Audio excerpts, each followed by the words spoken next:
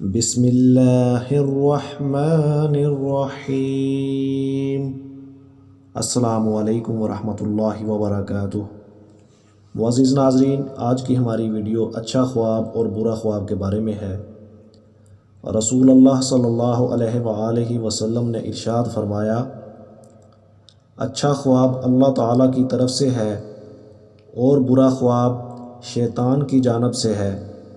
جس شخص نے کوئی خواب دیکھا اور اس میں سے کوئی چیز اس کو بری لگی تو وہ 3 بار اپنی بائیں جانب تھوکے اور شیطان کے شر سے اللہ کی پناہ مانگے تو وہ خواب اس کو کوئی نقصان نہیں پہنچائے گا، اور یہ خواب وہ کسی کو بیان نہ کرے۔